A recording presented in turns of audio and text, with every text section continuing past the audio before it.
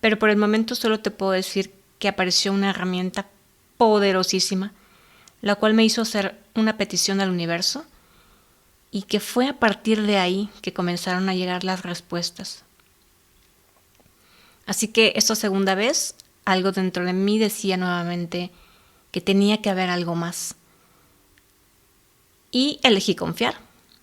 Pedí ser guiada para que saliera todo aquello que me estaba impidiendo ver la verdad, reconocer realmente lo que soy, qué hago aquí, qué se requiere de mí.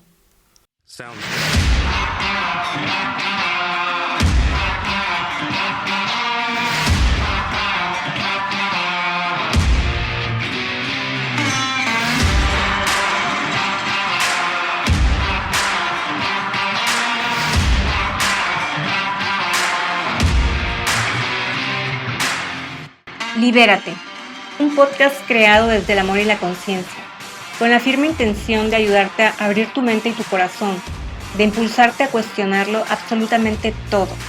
¿Por qué piensas lo que piensas? ¿Por qué sientes lo que sientes? ¿Por qué dices lo que dices? ¿Y por qué actúas en base a todo ello, creyendo que tu verdad es la única verdad que existe?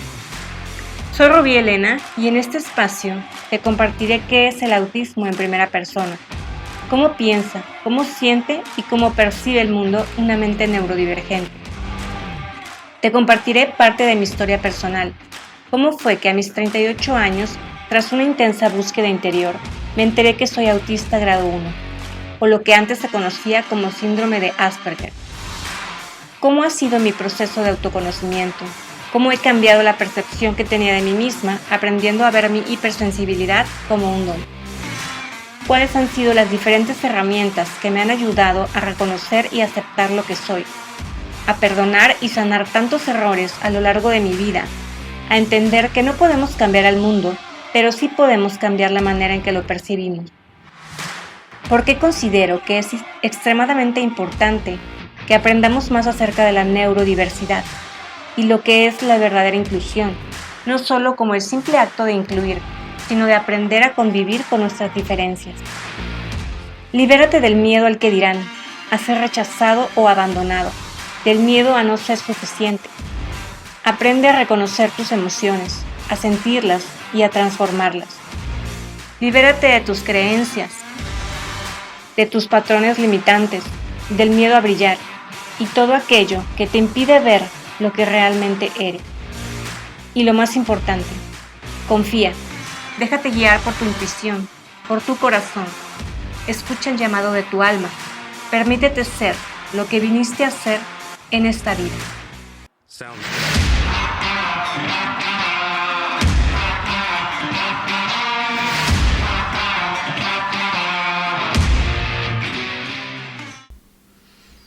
En este episodio quiero hablarte acerca de cómo obtuve mi diagnóstico de autismo.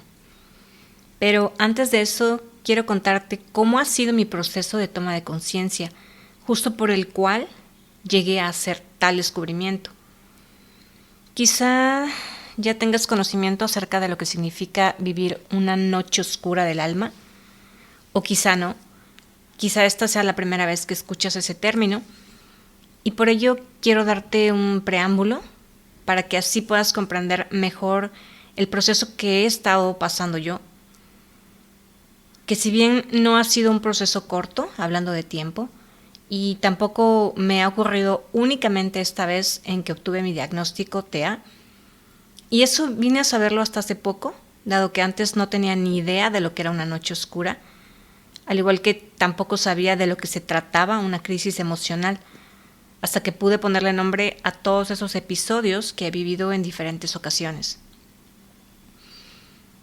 Y bueno, para entrar de lleno al tema, la noche oscura del alma, en términos espirituales, se le conoce como un portal para trascender. Es ese proceso en el que el alma te comienza a jalar hacia el propósito por el cual está aquí en este mundo, el cual consiste en su mayoría en deshacer el sistema de pensamiento del ego, el cual hemos aprendido y con el cual hemos vivido desde que nacimos básicamente. Y todo esto tiene como finalidad alinearse en dirección a la expansión de la conciencia. Este proceso no es lineal, lo que quiere decir que como todo proceso hay momentos aparentemente buenos y malos, pero que podría decirse que en realidad es como un estira y afloje entre tu yo superior y el ego, y en el cual mientras más resistencia pones, pues más pesado se hace el camino. ¿Y pesado en qué sentido? Pues para empezar, cuando estás en una noche oscura del alma, no te das cuenta de cuando empieza, sino hasta que ya estás ahí. Porque generalmente es una etapa donde todo lo ves color gris, una etapa de mucha depresión, soledad, con cierto sentido de desesperanza, como que no le encuentras ningún sentido a las cosas, a la vida, no hay muchas ganas de vivir. Comienzas a hacerte preguntas profundas como ¿para qué estoy aquí? ¿Cuál es el propósito de todo esto? Por supuesto, llega a hacerse presente la ansiedad. Sientes que pierdes esa conexión con Dios o lo que sea en lo que tú creas. Es decir, pierdes la fe. Te llenas de muchos cuestionamientos. Además, te topas con la percepción de que todo está fuera de control, que no hay nada que puedas controlar. Y cuando todo esto ocurre, pues tienes dos opciones básicamente. Bueno, tres.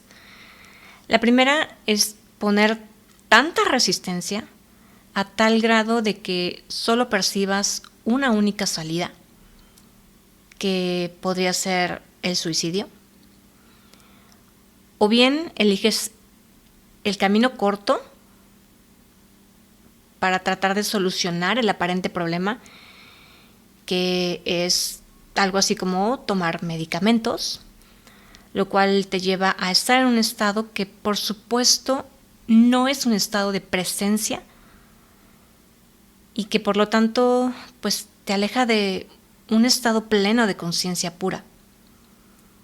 Y la otra opción, la tercera, la cual digamos que es el camino más largo, en el cual, por cierto, se requiere de mucha valentía para transitar, y es el cual yo elegí, y sigo eligiendo con total certeza. Es el camino de la meditación, de la introspección, el camino en el cual entiendes que se necesita hacer cambios en todos los niveles, en el plano físico, energético, espiritual, pero sobre todo cambios a nivel de la mente, porque ahí y solo ahí es donde se encuentra la raíz de todos nuestros problemas. Lo que yo he aprendido acerca de la noche oscura del alma es que se trata de la gestación para un renacer, para recuperar la esencia. Y mientras más te resistes, pues más sufres.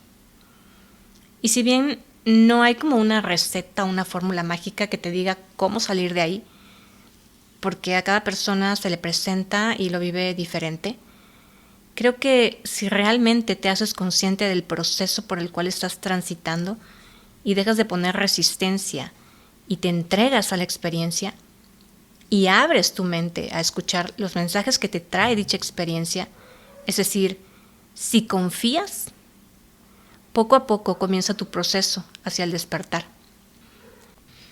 ¿Y cómo te das cuenta de que estás en ese camino? Es decir, este camino hacia el despertar de conciencia. Pues porque comienzas a percibir las cosas de una manera distinta. Te empiezas a deshacer de muchas creencias, comienzas a adoptar hábitos distintos, empiezas a buscar por voluntad propia aprender de temas, digamos que más profundos. Incluso comienzas a alejarte de ciertas personas, te interesan cosas diferentes. Algunas charlas con otras personas te parecen bastante superficiales ya, e incluso te sientes bien en compañía de ti mismo sin necesidad de pasar tanto tiempo con los demás. Te vas desapegando de cosas materiales, vas adoptando una actitud un poco más ecuánime ante las circunstancias, sin confundir, por supuesto, la ecuanimidad con la irresponsabilidad. Y muchas veces, por razones obvias, todo esto puede llegar a ser percibido por otros como algo malo, pero verás, no hay pierde. Si todos esos cambios a ti te hacen sentir bien, si te están ayudando a soltar la culpa, el resentimiento y sabes que no afectas a nadie, tú y solo tú tienes el poder de decidir si creer más en ti, en entender que todos esos cambios ya son necesarios, o eliges darle más peso al que dirán. Pero créeme, cuando estás ahí, el qué dirán, sinceramente, comienza a valerte madres. Y bueno, ahora sé que he vivido varias noches oscuras a lo largo de mi vida, pero que al no haber tenido conciencia de ello, ni las herramientas que me ayudaran, bueno, algunas, sí, mas sin embargo, antes siempre elegí resistirme, inconscientemente por supuesto, intentando darle mayor importancia al que dirán, a complacer a los demás con tal de poder sentirme parte de. Y admito que en algunas etapas logré quizá engañarme a mí misma, creyendo que ya había pasado la tormenta. Y por momentos así fue. Pero hoy tengo claro que eso a lo que te resistes persiste. Así que esta última noche oscura, de la cual honestamente aún no termino de salir por completo, pero ahí voy, paso a pasito, con mucha paciencia y amor hacia mí misma, y espero que sea la última. De hecho, confío en que así será. Pues verás, todo comenzó al vivir cierta experiencia de crisis existencial, lo cual me llevó a renunciar a mi trabajo, a terminar con mi relación de pareja, a mudarme de ciudad. Después de eso intenté un plan B y un plan C, lo cual no funcionó, no era por ahí. Pero, gracias a que llegó mi amigo COVID, la experiencia se comenzó a intensificar cuando me tuve que encerrar con mi familia. No tenía trabajo, no tenía dinero. El plan C que tenía en mente para entonces tampoco se dio. Así que todo eso, entre muchas otras cosas más que pasaban por mi cabeza, que como ya bien has escuchado innumerables veces, me lleno de muchos cuestionamientos y vivo mis emociones muy intensamente. Así que poco a poco fueron apareciendo síntomas, somatizando enfermedades o accidentes, una depresión y ansiedad marca madre, problemas digestivos, retención de líquidos, una luxación en el dedo chiquito de la mano derecha, aparentemente sin explicación, una hemorragia en el ojo izquierdo, porque aparentemente me entró algo al ojo, me tallé y me corté. Y aunque la consecuencia no apareció de inmediato, pero el ojo izquierdo se me llenó de sangre hasta la mitad. ¿Qué más? Falta de apetito por la depresión, problemas hormonales, diversas contracturas en cuello, trapecio, hombros, toda la espalda. Las cervicales del cuello se rectificaron, caída excesiva de cabello, regresaron mis problemas de ciática, gracias, entre algunas otras cosas. Y bueno, a todo eso podemos ponerle el nombre de fibromialgia. Y esa era yo, en plena pandemia y cuarentena, hasta que llegué al punto en que ya no pude más y me atreví a buscar ayuda por mi cuenta. Manifesté a la persona indicada en ese momento, la cual es mi psicoterapeuta actualmente. Pero en ese inter, claro que fui con algunos fisioterapeutas, con los cuales solo sufrí, porque mi umbral de dolor de por sí es muy bajo. Porque cuando estás desregulada, pasas de ser sensible a ser hipersensible ante muchas cosas. No solo al dolor, sino, ya lo he dicho, a diversos estímulos sensoriales del ambiente. Recuerdo haber tenido en ese entonces la opinión de 2 personas, un amigo y un terapeuta que trabaja con acupuntura, también anduve por ahí, los cuales me hicieron ver que estaba bien tener terapia psicológica, pero que ellos creían que ya era demasiado. Esto que estaba haciendo yo de intentar como rascarle al pasado, buscar respuestas. Y ambos me sugirieron, recuerdo, que ya dejara de buscar y que más bien intentara avanzar en mi vida.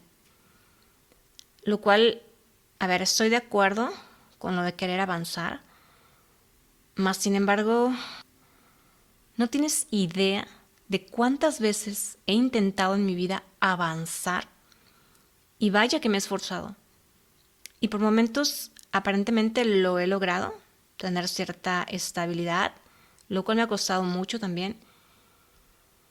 Y es que cuando estás en ese punto, ya tienes miedo a volver a cagarla, pero sobre todo mucho agotamiento de tantas veces haberlo intentado y que al final siempre pues terminaba en lo mismo, dejándolo todo, el trabajo, la pareja, la ciudad.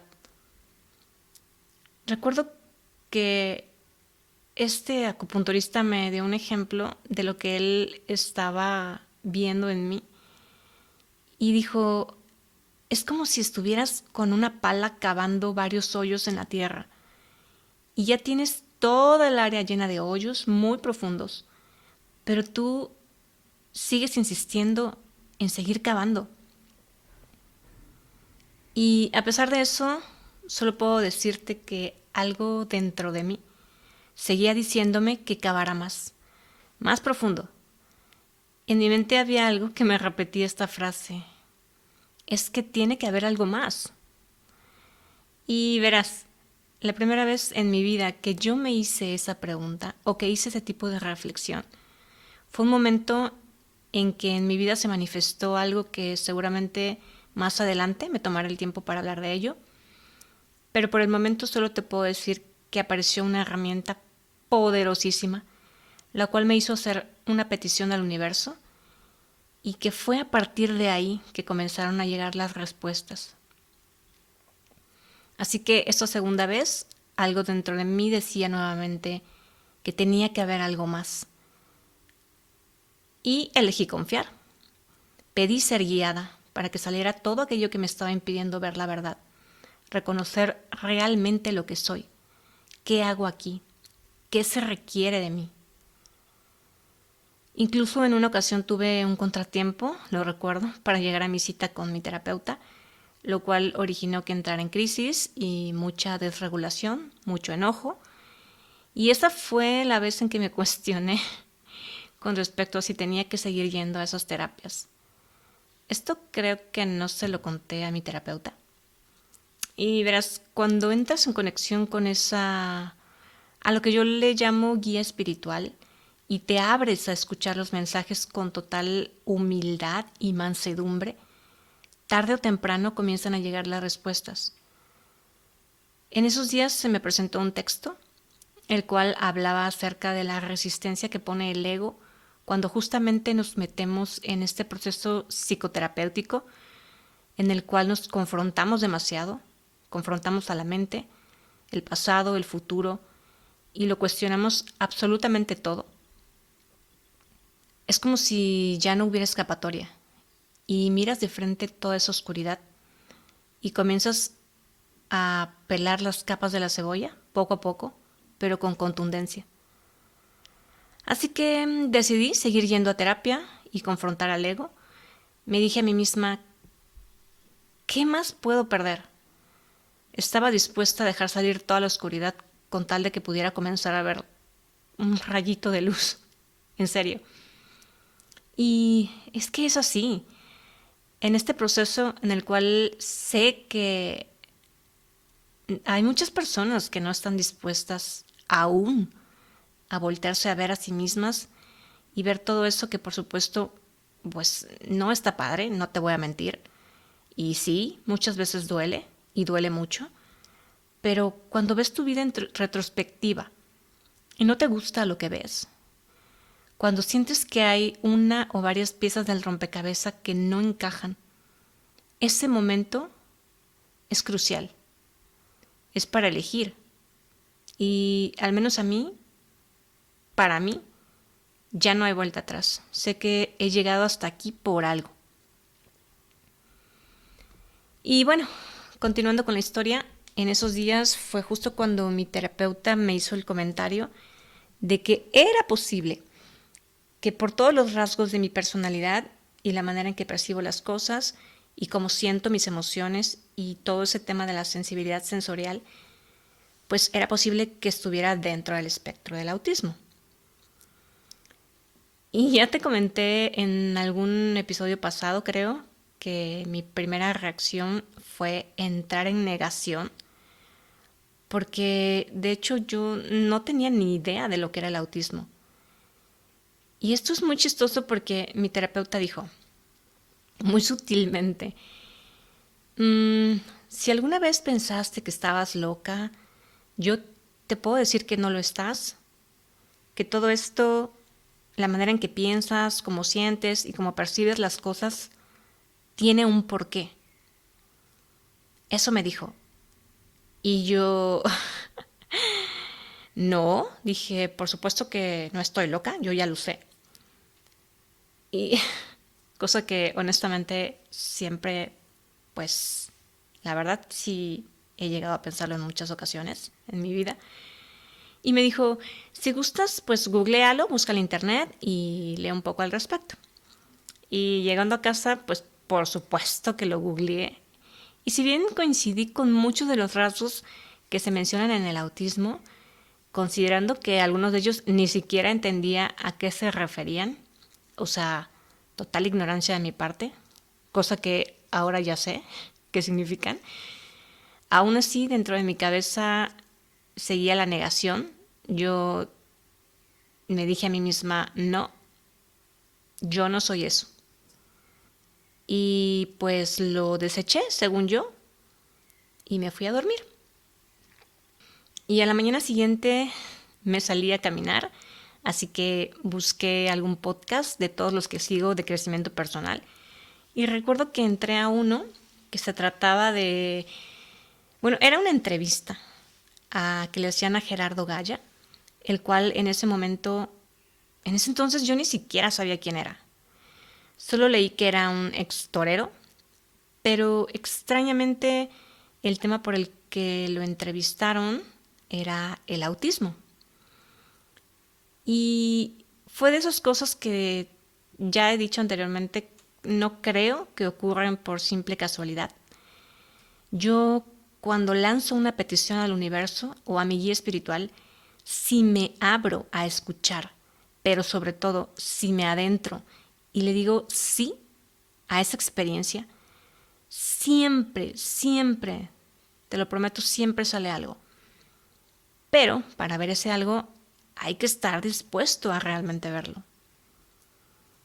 Y después de escuchar hablar a Gerardo y saber todo lo que está haciendo en México en pro de la concientización sobre el autismo, entre otras cosas, y escuchar su historia de vida, su experiencia como papá de un niño autista y de cómo fue que fundó la Asociación de Iluminemos por el Autismo, eso me motivó a comenzar a buscar más en redes sociales, especialmente en YouTube. Y gracias a ello encontré un montón de videos de mujeres adultas que ponían palabras a todo o casi todo lo que yo venía pensando desde que era niña. La forma en que perciben tantas cosas, cómo se perciben a sí mismas, todo este tema de la hipersensibilidad sensorial, la facilidad para somatizar síntomas en el cuerpo, cómo sienten sus emociones, las crisis emocionales, el montón de cuestionamientos que se hacen en su cabeza, cierta dificultad para relacionarse y el masking o enmascaramiento que tienen que hacer para lograrlo. Y ahí, neta, casi me explota la cabeza. Así que, pues la siguiente vez que fui con mi terapeuta, le dije, tengo que admitir que soy autista. y ya no puedo negarlo, aunque quiera. Y le platiqué lo sucedido.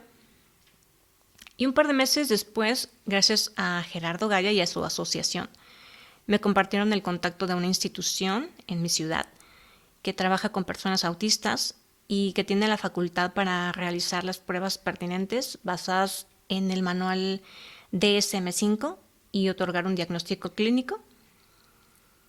Y sé que muchas personas aún piensan que obtener un diagnóstico no es quizá tan necesario, pero en su mayoría quienes piensan de esa manera, por supuesto, supongo que son personas que no son autistas. O bueno, incluso habrá autistas a quienes no les importe o no lo requieran, pero supongo que serán contados. Todos aquellos que no han tenido muchos contratiempos a lo largo de su vida, ni con su familia, ni en su trabajo, ni en sus relaciones de pareja, yo qué sé. Sé que no hablo por todos, pero creo que sí hablo por la mayoría. Un diagnóstico es definitivamente importante. Y hubo una chica que con TDAH y rasgos autistas con la que estuve en contacto hace un tiempo, la cual tuvo experiencias a lo largo de su vida con varios diagnósticos erróneos. Esto suele pasar mucho, sobre todo con las mujeres, a la cual cuando le pregunté sobre la importancia de un diagnóstico antes de yo tener el mío, ella me dijo, te la voy a poner así de clara, diagnóstico igual a poder. Y me dejó pensando. ¿Y sabes qué? Tal cual, ¿eh?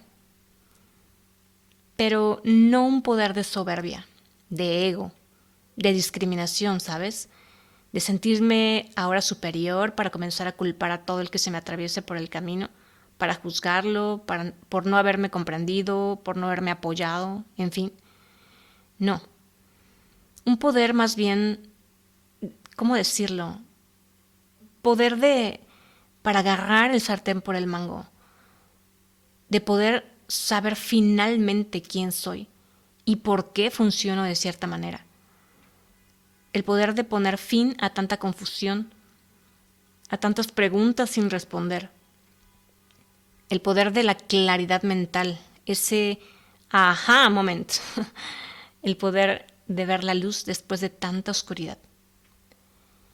Y bueno, no quiere decir que teniendo un diagnóstico ya se hayan resuelto todos los problemas, pero sí ayuda a entender que es momento para hacer cambios en tu vida, para dejar de utilizar tantas máscaras, para ir dejando de lado el miedo al qué dirán, el miedo a ser rechazado, a no ser suficiente, a no ser como los demás. Honestamente, jamás creí llegar hasta este punto en donde puedo finalmente y con toda la certeza comenzar a poner límites en mi vida. Porque gracias a esos límites ahora puedo ser más yo, aprender a respetarme, a aprobarme a mí misma y dejar de estar buscando aprobación por parte de los demás. Y sé que muchas personas hablan de los límites sanos, pero yo creo que finalmente límites son límites. Más bien, no creo que existan los límites insanos. Así que, pues, dejémoslo en aprender a poner límites y punto.